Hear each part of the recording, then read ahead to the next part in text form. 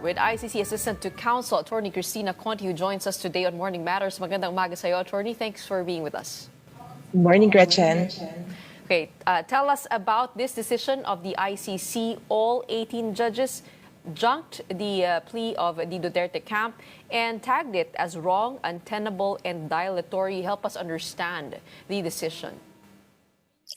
So first, I'd like to kind of correct it to be more accurate. It's just 15 judges because two of the judges who were asked to recuse themselves did not vote, did not join the vote, as well as Betty Holler, who used to be with the Office of the Prosecutor. But essentially, they also favored the rejection of the defense's request.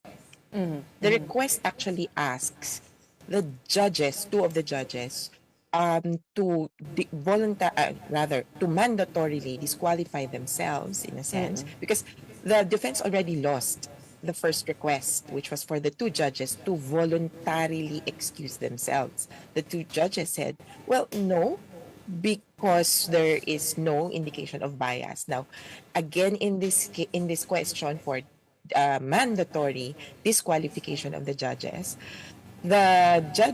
all in said that you cannot request this when there is no clear indication of bias or prejudice.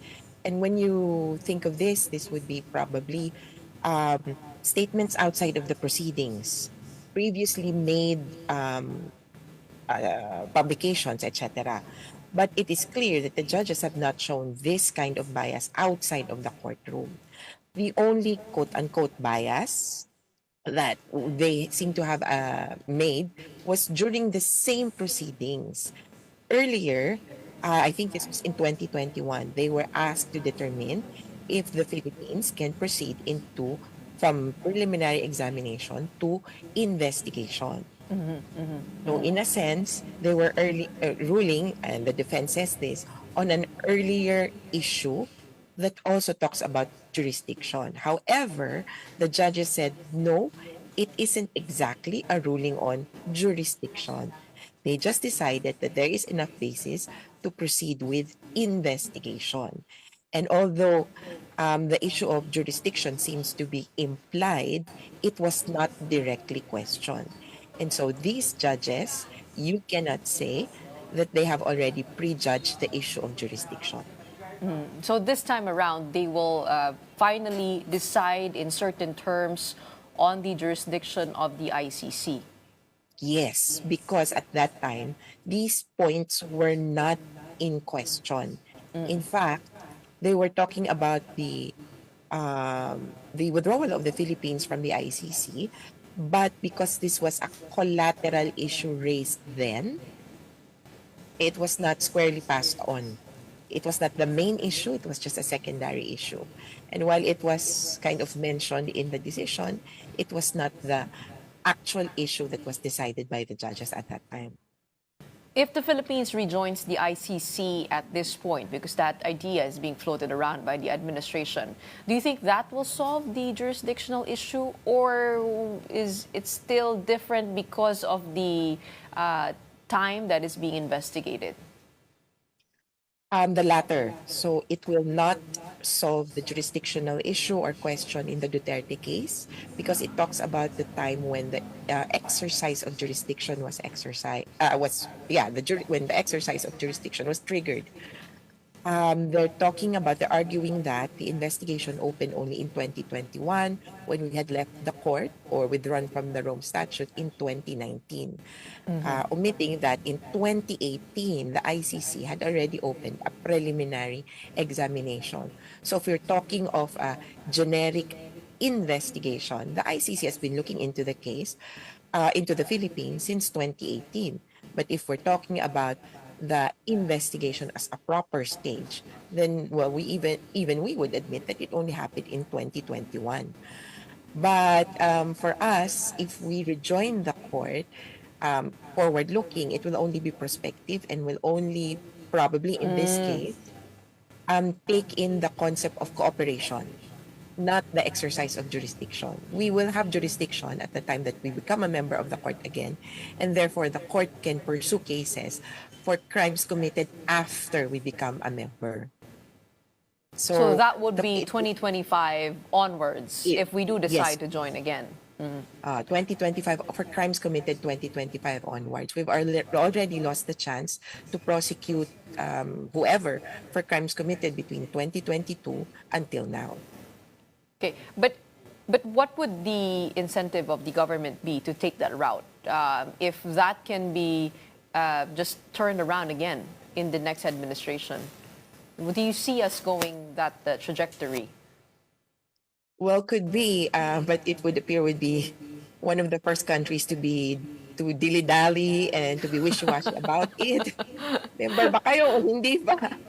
But anyhow, the minimum really is just to cooperate with the court. We've already started this investigation since 2018, and as admitted by the Department of Justice, it's it's the ICC which has gathered sufficient information about the incidents, and most particularly would have the capacity to process this information.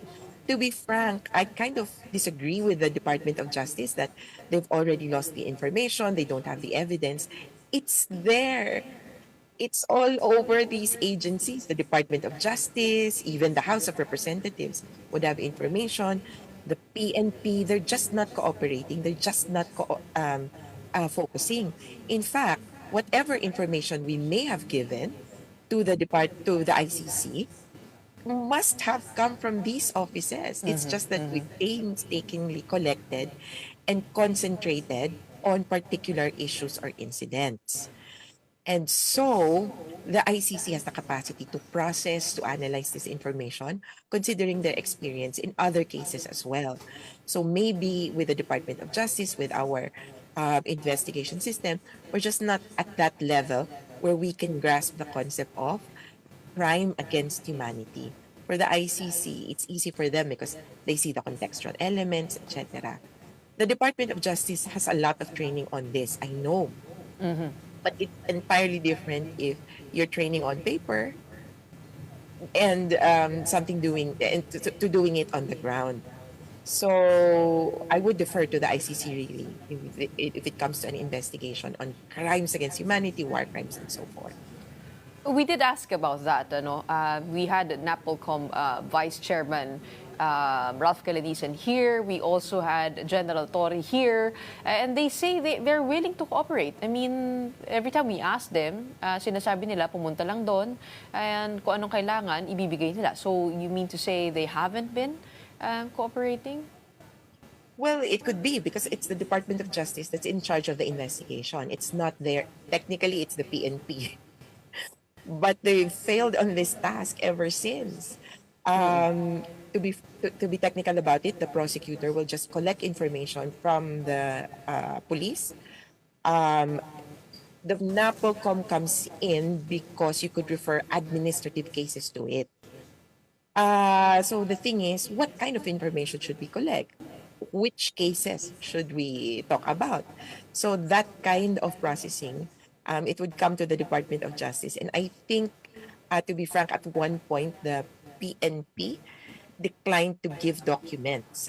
During the time of the House of Representatives inquiry, the Quadcom, there was some sort of indication that the PNP will not be submitting this information to either the DOJ or to any investigative agencies.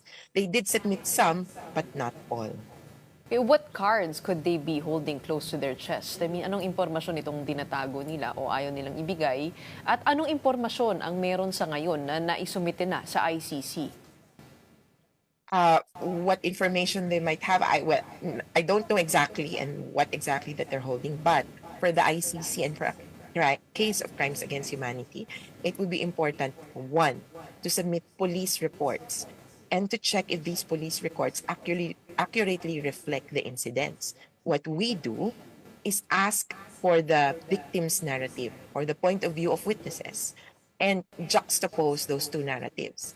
Next, we check if there's any investigation, further investigation in the case. When we talk about the police report, probably, yung alam po siguro ng iba, yung spot report na, oh, ito may namatay. But there are other types of police reports, such as progress reports, investigation reports, and so on. These reports would eventually unravel the full story. And another set of documents that could be important would be the SOCO report or the after investigation report, or something that will tell us what really happened during the incident. In most cases, these are missing, not done at all, or probably stuck in some office. So it's been hard for us as well to piece together the entire story. Kasi kailangan nung malaman, if you watch CSI movies, you have to be able to reconstruct the case, to reconstruct the crime scene. But it's been impossible with the documents that you have. For example, if you only have a spot report which says, oh, somebody came up to this person, tried to buy drugs, and then this person sensed that this was a police officer, shot back, and then the police shot back at them. If that's the only information that you have, then you cannot reconstruct the crime scene. That would have been important for the ICC or for any investigation agency to determine if the narrative of Danlaban was Pero true. mabubuo po kaya yun kung walang report mula sa SOCO? Because sabi nga ni Secretary Remulla, they have nothing, no DNA, no ballistics, no crime scene. And kayo na rin po nagsabi, wala yung police report. So at this point, it is mostly testimonial evidence that we have? Well, for the cases that we do have police reports. So I think they're grasping at straws. They're looking for a needle in a haystack. They need to focus on particular cases. I know that they've already looked at 52 cases. And there were conclusions about these 52 cases that police protocols were violated. They were also looking at additional 250 cases, so that should have been a total of 300 cases within the hands of the DOJ. But I don't know what has happened to these at least 300 cases. I think there's also an issue of identifying the cases. Kasi naalala ko yung 52 dati, wala doon kaso sa Quezon City. Isa o dalawang kaso lang sa Caloocan. So you have to be also methodical about it. And it comes from a recognition that these killings have happened almost everywhere and from a victim or in particular areas where the DDS were assigned. So from a victim point of view, you look at the places where the killings have happened. And if they were to do that instead of, because they gathered information from the police and then the police submitted whatever they had. Ang sabi ng police, ito yung available namin. Hindi, dapat idikta mo, ang hinihingi naming impormasyon, yung galing sa Caloocan, yung galing sa kaso ni ganito, galing sa kaso ni ganito. So that, when you tie up all the stories, so each of these cases should have had key investigations. When you tie up all the stories, you come up with a conclusion. Did the police follow the investigation protocols? Did ito in particular, DDS personalities show up in how many of these cases? Did the quote-unquote narrative of Nanlaban happen all over and was copied in 7,640 cases as reported by the police in police operations? They need to be critical about this, and I think at this point they may have been overwhelmed or just simply deferring to the ICC because they've already had a head start on this. Okay, so with the 6,000 number, those are drug-related deaths that they submitted on the first year. Is that correct? Yeah, so here's the thing. So now it's been updated to 7,640. We found that number during the Quadcom as submitted by the DIDM, deaths in police operations. Yung 6,252 kasi, as of May 30 lang yon. So, That are tinapos drug-related? That are drug-related? Yes. Drug-related. And when asked, yung 6,252, at one point, this is the figure that they released for real numbers. If you remember, then Foreign Affairs Secretary, Senator Alan Peter Cayetano said, yes, they're all drug-related. They're all drug addicts. They're all drug suspects. But last July 4... information. Sorry. And then there's the problem. They just give us numbers, but no clear information or the underlying database behind it. So that's problematic. Okay. Last July 4, the document containing charges was expected to be filed already by the prosecution. Have you seen it? And what acts do you expect to be included? Of course, murder would be there, but isn't it a bit of a stretch to include rape and torture into that list? Well, we've been told that the redacted version or the public version is upcoming, so we're still waiting. Probably today or tomorrow, because that would be the first day of the week.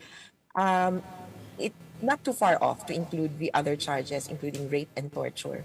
For torture and imprisonment, I'm looking at the secret jail incident and hope that there would have been additional information submitted to the court as regards this incident. That's clearly a case of torture. Okay. Super final question. With the interim release request, we've been hearing Australia, we've been hearing Belgium. What other countries are you seeing here that is possible to have agreed to host the former president? Well, on the part of the victims, we would not like to speculate about the country. We're more focused on the conditions. Sino ba ang bansa na kayang ibigay yung hihingi namin? For example, ako palalayain siya. Kailangan nakikita yan lagi ng court. Ihaharap kung kakailanganin. Walang ibang makakausap katulad ng nangyayari sa kanya. Baka mamaya kung sinong mautusan yan na ganito, ganyan ang gawin. But for the countries that have already surfaced as educated cases, there's Argentina, which has an agreement with the court as to conditions. There's other countries in Europe which has previously hosted persons that have been detained. They're talking about Africa, which has to step up. But in the end, well, these countries really have to be clearly cooperative with the court. Otherwise, we cannot enforce the conditions or we cannot ensure that the risk factors are addressed.